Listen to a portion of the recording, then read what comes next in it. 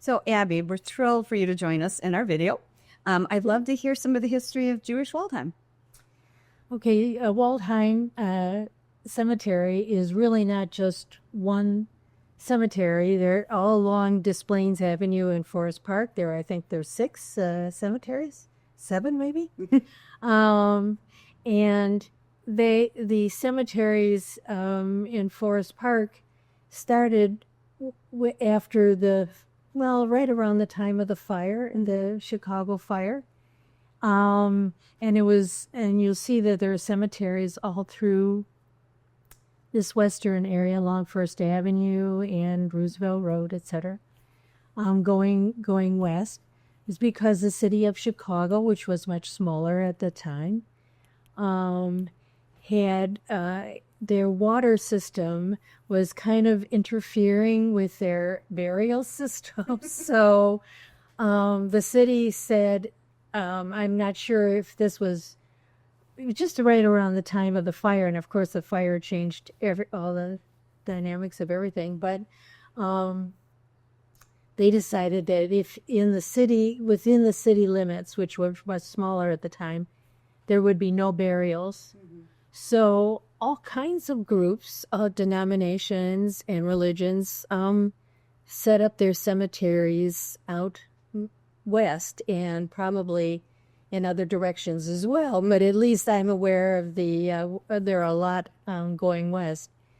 Waldheim Cemetery is not just one cemetery. It's actually almost 250 cemeteries. The Waldheim Cemetery Company also has another Jewish cemetery on 17th Avenue, and I think one on Narragansett that they are also running. So it's because it's not really just one cemetery, it's really 250 separate cemeteries. There's a reason for that. Mm-hmm. When Jews came from Europe, as other immigrant groups came from Europe, the first wave of Jewish immigrants came from the German states, that area, and usually for economic reasons that they came. And they were the first ones who, when farmland opened up along the Des Plaines River in what today is Forest Park, it used to be Forest Park, Oak Park, and River Forest. It were one community, right? Yeah. They decided to purchase land, as many other groups were, along this beautiful farmland along the Des Plaines River. And there were small groups that did this. So it isn't that Waldheim didn't just start out as like it's really an old-fashioned cemetery. And when you drive down Roosevelt Road and you see gates on all sides, that's part of being an old Jewish cemetery. Very different from a modern cemetery today, like a garden. I think there's different styles. The old Jewish cemeteries were consecrated grounds, so that it was very important who could come in and who could not. And so there were very definite rules, and each of these little groups that came from Europe would buy. The first thing you did, I'm not sure about other groups, but the first thing Jewish people came here, the first thing you did was have a place to bury your loved ones. Sure, yeah, that was really important. So, but there were different groups that purchased one of those 250 cemeteries in actually almost 250 acres. 250 acres. And there's 175,000 people buried at Jewish Waldheim. Wow. So in the old days, when they had an obituary, they would say that the people are coming here from going to like Pinsker or one of the separate cemeteries. They didn't say Waldheim.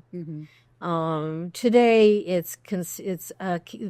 Waldheim is a caretaker company. So the different groups that came, though, the second wave, the first wave was German. The second wave that came were from Eastern Europe. And you've heard the expression beyond the pale. There was a pale, and that was where Jews, the only place Jews could live when Russia moved west and obtained new land from, like, I think Lithuania and Poland in the 19th century, maybe. I'm not good with my history dates. But when they purchased land, they realized they had all these Jewish people who were on the land. And they really wanted to sort of segregate the people. So they had very definite rules. And so all those people, when life became very difficult, it's not just, pogroms and things like that, but just economically, it was very hard to keep a living. And they heard about coming to the United States, like all the other groups that did. They came here, and especially starting in 1880. So there were these Landsmannschaften, but there were other groups too. There were synagogues. Sometimes it's really a very detailed organizational thing when you're trying to figure out, because there were Landsmannschaften, which were groups of people who came from the same area, same town in Europe, and they would form a group. But sometimes they would also form a synagogue. And then the synagogue could be, in those days, probably Orthodox, which are 3 denominations, Jewish denominations. But the German Jews who came earlier were a little more Reformed. And then there became a conservative movement. So each one of those cemeteries had different layers and combinations of the where they came from, who owned them. In some of the little cemeteries are called cousins clubs, where a family, an extended family over time, has bought an area. I talked to, I've really had the fortune to speak to people who really know about Waldheim. And there used to be, Waldheim Cemetery Company today is just, they're caretakers. But it used to be that there were different actual people who, in little groups, that were caretakers themselves, and that provided income for them. And one of the people that I spoke to, his grandfather was offered a job as a caretaker for like maybe 6 little cemeteries during the Depression, and that's how he survived. Yeah. So Abby, for each of these groups, then they would have their own gates, like they would have their own gates, and sometimes it was a fraternal order. So and sometimes they were socialist. Bund, what, I forgot what you call it. Yeah, I don't know. Yeah. Yeah. So, and what's fascinating is that Waldheim is really a community.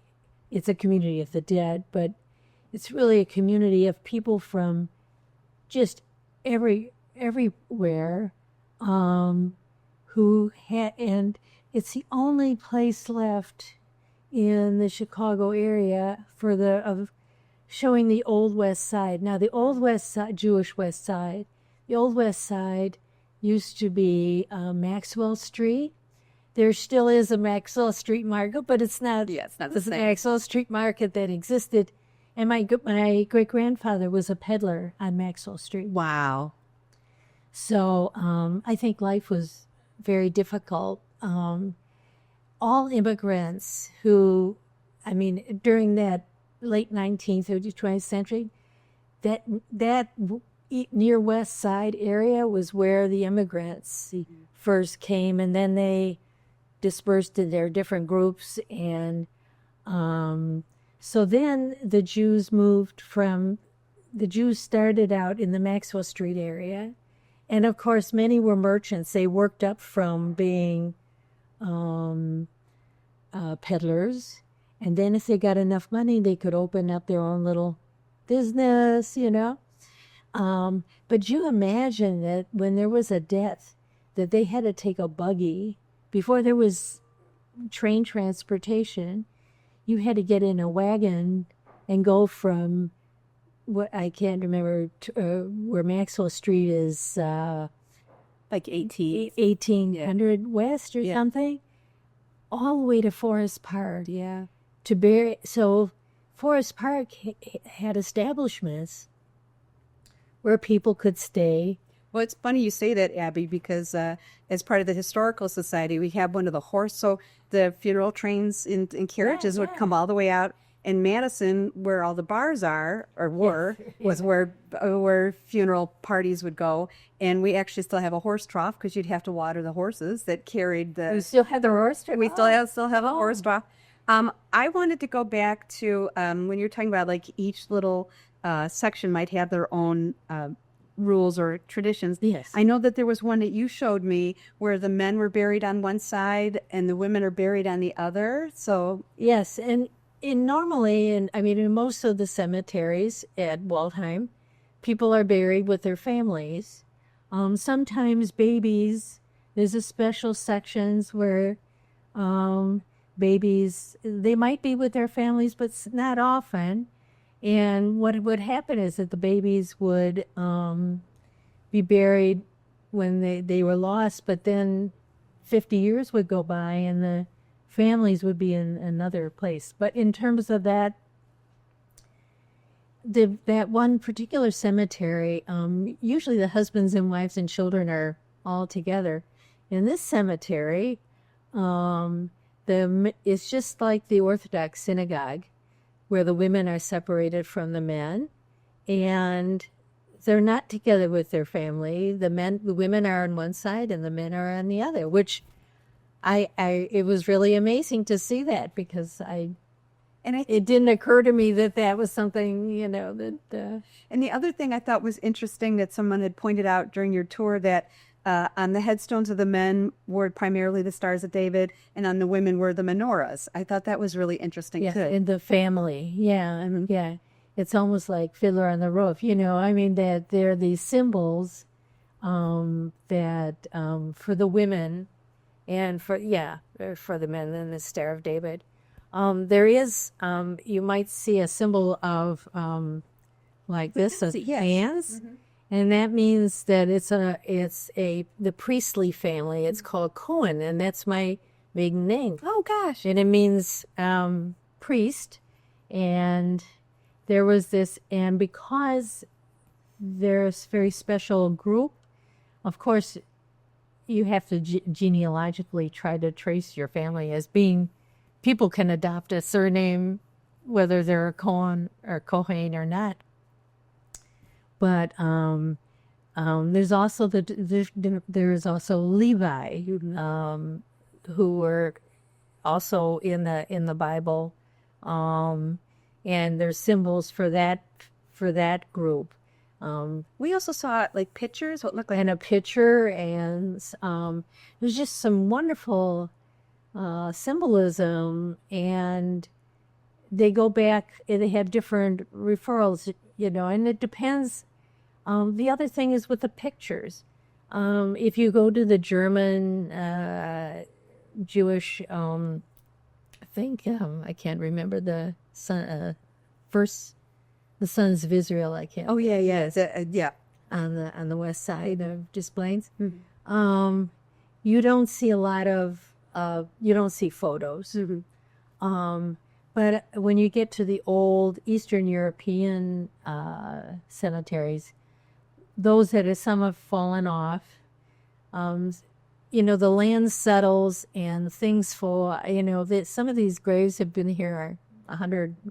My great grandmother's grave is there, and it's the land settles after a time, and it's the stones. But anyway, with the pictures, with the photos, they're just wonderful because they depict a point in time. Mm-hmm. And I'm very involved with genealogy, and there's a member of the Genealogy Society in Illinois who has shot the pictures of brides. I saw that. It's so And it was fascinating. just fascinating because not all these people died when they were brides, but they used the photo At their peak of their at their peak, yeah. And they're so beautiful. While we're talking about those enamel portraits, the ceramic portraits, I remember when we visited the cemetery office. If you happen to be walking in the cemetery and find one of those, please leave them by the headstone. Because if you bring the picture into the office, they don't know who that is. Right. So you leave it there. And then I know that sometimes my husband will go and reattach them. Oh, he that's finds when they've wonderful. fallen off. That's one of his favorite things to do, is to walk through and reattach. But yet if somebody's carried away, we'll never know who that person was. Actually, in the Jewish newspapers of the time, in the late 19th century and into the 20th, there would be advertisements, first of all for stones, gravestones, but also for these the photo. Yeah, their ceramic portrait. Yeah. Yeah. Abby, I had another question for you. I know that in the cemetery there's also a section where holy books are buried. Yes, there is, and this has been a learning experience for me as well. I didn't know that when books in a synagogue, a religious place, have been overused and are not usable anymore.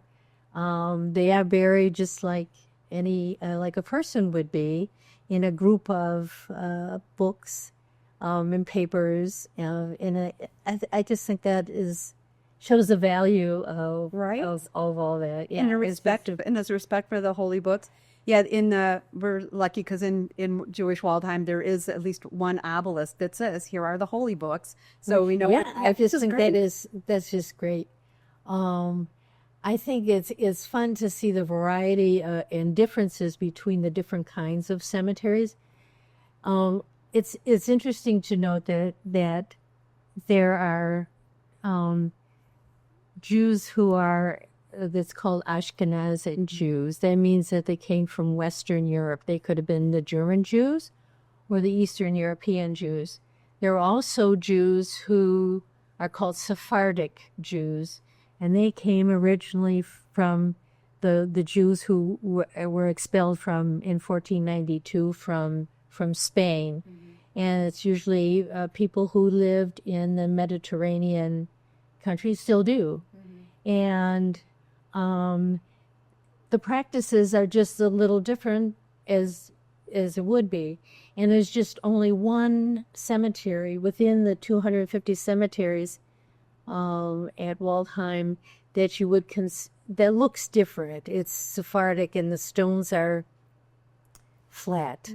But there's just one cemetery. All the others are from Western Europe and Western and Eastern Europe. So fascinating. There's so much history there, and how important you have family there, and you know that they're there. Yeah. And you do genealogy for people that are trying to find their relatives. I do. I've been doing that for a very long time. And you have a book that's coming out.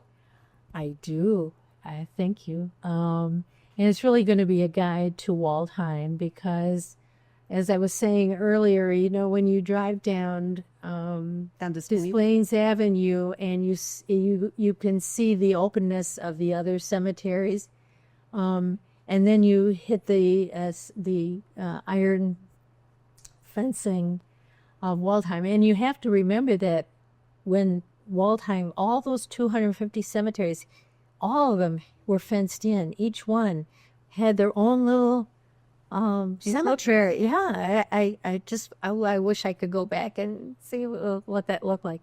But anyway, it's kind of off-putting because and there's a lot of Hebrew, and Yiddish. Yiddish is the other language that you see much, especially with different socialist groups and labor organizations that have their plots there. But so it's not real inviting. But for those who do walk through the cemetery, and I happen to have met many, it's a very peaceful, wonderful place, and you have to. There's different looks to each part of the cemetery. So if there's 250 cemeteries, each one has its own distinctive look. You may not see that the first time, but if you visit again, you'll see that, and you can see your families. If your family is different, how your heritage might be different than someone else's in their gate. So. And then how you said it all comes together, and it's all a village. It's all a village of the dead. So yeah, even with those differences, we're all in one place together. And what's interesting too is that I think there are a lot of fame. I mean, when you have 175,000 people, and it's probably plus now because it's still an active cemetery. You have people in every occupation and fame. So you have all these very. That was a perfect segue, because our next part of the video, we're going to talk about some of these, well-known people, famous and infamous people that aren't here. Yeah. Abby, if somebody wants to get your book, how do we get your book? Well, I have a Facebook page, and it's called Jewish Waldheim Stories and Memories, and we are having we're getting together this summer. Those people that are online, I'd like to see them face to face. But I will be having. Will you have a book release? I will have a book release. Oh, that would be terrific. Yes. So. Abby, I can't thank you enough. This has been so great to learn. Me too. Oh, good. All right. To learn all of this. So, and I do want to say, when you and I went to the cemetery, that the caretaker said, if you are going to come to Jewish Waldheim, to please let them know ahead of time, especially if you're looking for somebody. Call the office. They're very, very friendly, very, very helpful. They help me out with a lot of places to find. Call them, and then they can help you navigate. Well, also, if you get lost, I mean, and people, because it's so huge, people have they have the availability that if you're in the middle of the cemetery and you don't know where you're going, that you can call the office and they will come find you. Yes, but it's good to be in touch with them. Yeah. Abby, thank you so much. You're welcome. Thank you.